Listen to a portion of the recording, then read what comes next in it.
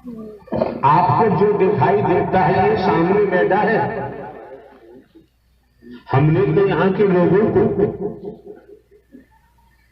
मानो मंगल मिलन सद हमने समागम के आयोजन का समय दिया, सत्य के साथ का समय दिया और स्वार्थ की कमाई कराने के लिए। इस दुनिया में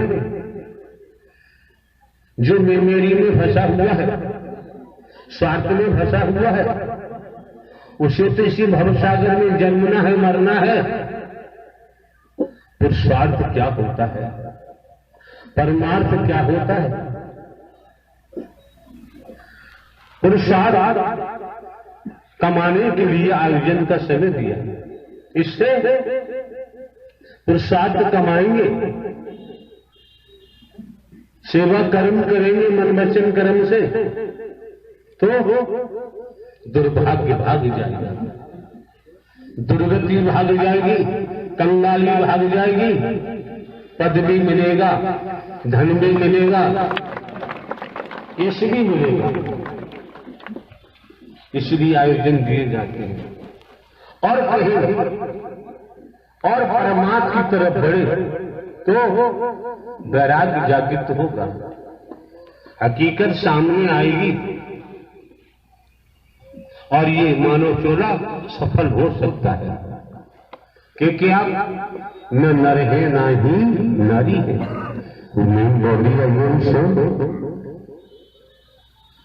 लेकिन अपनी बात रखने का तरीका सलीका नहीं, इनकार घमंड के तहत बात कर रहे माइक लेकर। यार हम आपसे मांगने जाएं तो हमको जूते मार के भगा देना, हमारी किसी से दुश्मनी नहीं। जवानी में कोई बता दे रुपया पैसा वस्तु पदार्थ सोना चांदी कोठी बंगला जमीन जायदाद हीरा मोती जवाहरात हम कहीं से लेते हैं, किसी का भोजन भी नहीं करते हैं, फल भी नहीं देते, दूध दही घी भी नहीं लेते, कंचन कामनी से हमारा कोई मतलब नहीं। घूम लो, आपके बेटा बेटी भाई बहन भी स्वार्थी है, जिंदगी आप जीवन खपाते हैं, पाप करते हैं, पाप करते हैं, पाप करते हैं, वो सब स्वार्थी है। उनमें से कोई स्वार्थी नहीं है बताओ? रत्नाकर डाकू त्रेता वैदिक काल इतिहास की कहानी। रत्नाकर डाकू अपने साथियों के साथ समझे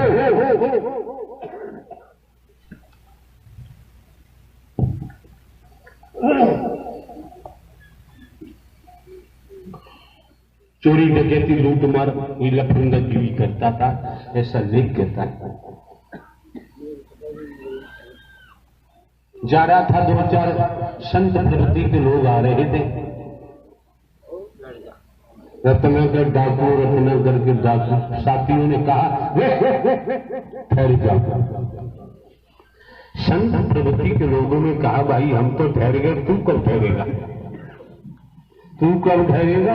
नोट कर लो, जिसने हमारे सामने अहंकार दिखाया साले को कोड़ी कर दूंगा, छोड़ूंगा नहीं। इस वो बिना कोड़ के बच नहीं हो सकता। वो क्या है हम जानते हैं, हमको जानकारी है।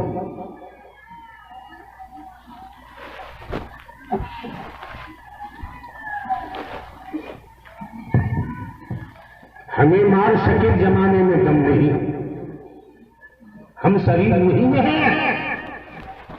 शरीर वाले को मारा जा सकता है, गिराया जा सकता है, दुख दिया जा सकता है। जो शरीर है ही नहीं उससे ब्रह्मांड में कोई क्षति नहीं। अब पूरी करेंगे सालों के कर्मों से ही करेंगे। क्या घमंड दिखा रहे हैं, प्रखर पद दे रहे हैं, स्मृति पत्र दे रहे हैं, रिमाइंडर दे रहे हैं।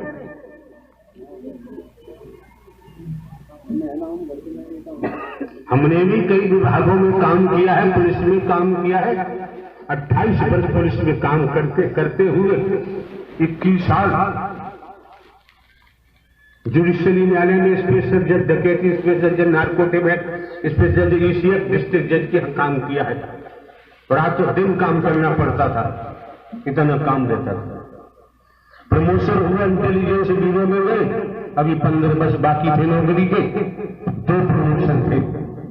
हम अपनी मर्जी से धन नहीं आए, अपनी मर्जी से आए होते तो हम भी कोड़ पैदा कर रहे होते। रुपया कोड़ है, कोड़ है, कोड़ है, माया। नारायण साकार हरि मायाधीश है, ये जीव माया अधीन है, माया भी हो गया है। जो दिखाई दे रहा है सब माया है। जो माया के वशीभूत होता है उसका तो नाश होना ही होना है। गीता भागवत उठा लो, रामायण उठा लो, जितने शास्त्र हैं दुनिया को उठा ले दिया। इस संसार में है क्या? निस्वार्थ, सबसे ऊंची प्रेम सगाई। इससे अलावा ब्रह्मांड में कुछ और नहीं। नारायण साकार हरि अजन्मा है, अविनाशी है, न जन्मते हैं न मरते हैं, हमेशा कायम धाम रहते हैं। नारायण साकार हरि का न आदि है न अंत है, अजन्मा है, संपूर्ण सत्ता में है नारायण साकार हरि।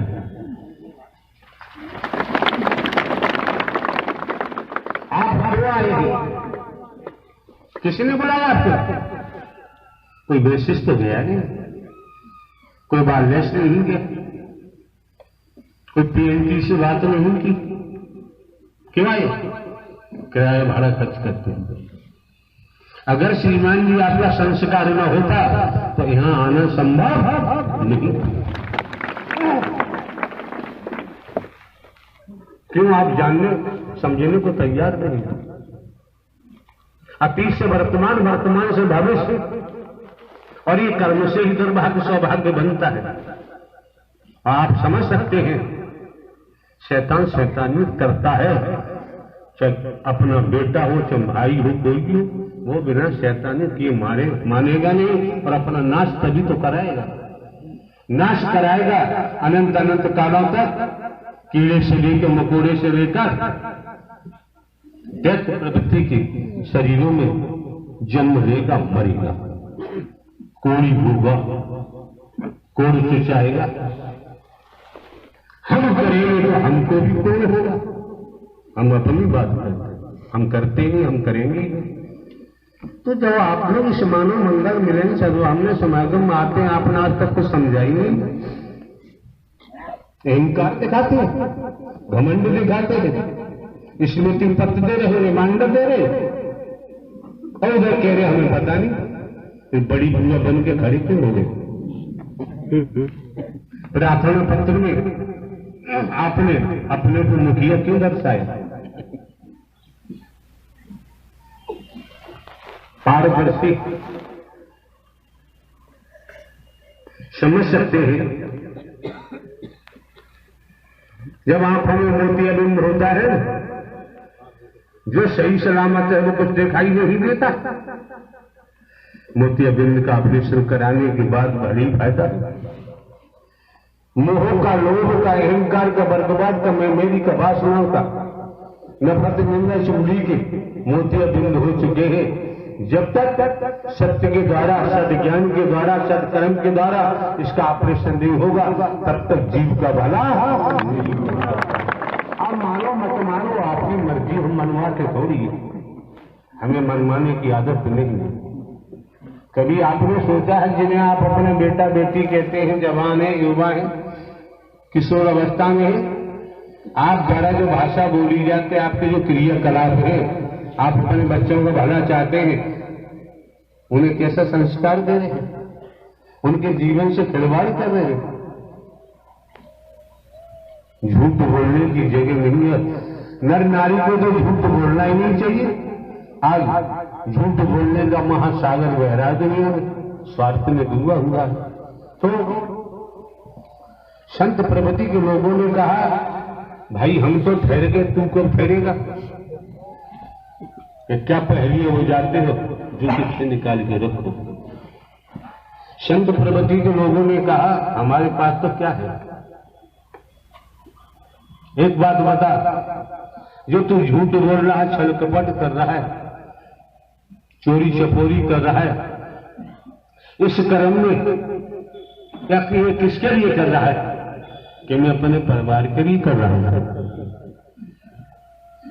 संत प्रवृत्ति के लोगों ने कहा, अपने परिवार से पूछे क्या इस कर्म में तेरे परिवार साझीदार है?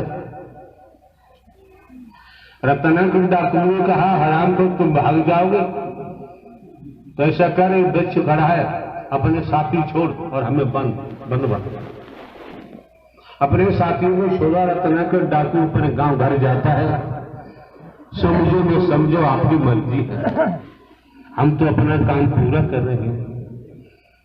नारायण साकार की संपूर्ण ब्रह्मांड में सदा सदा के लिए जय जयकार। रत्नाकर डाकू अपने गांव जाता है, माता पिता से पूछा कि मुझे दंड भर चोरी चकोरी डूबमा झूठ करके लाता हूं, झूठ बोल के। हमसे आप पूछो, हम हर विभाग की बता देंगे नीतिगत तरीके से क्या शुल्क लेना चाहिए, कितनी फीस लेनी चाहिए। लुटेरों की कमी नहीं, कानून के तहत, भारतीय दंड विधान के तहत हम आपको बता देंगे भिन्न भिन्न विभागों में। माता पिता ने जवाब दिया, देखो भाई, हमें खाने पहनने से मतलब है, तेरे कर्म से कोई लेना देना नहीं। और बाबूजी ये भी जानते हो, अगली सांस का किसी को भरोसा नहीं है। संत प्रवृत्ति का कोई व्यक्ति है, वो दैत्य को भी चाहेगा बदल जाए, इंसान बन जाए, उसका कोई स्वार्थ नहीं होता है। बदलेगा माला माल हो जाएगा, नहीं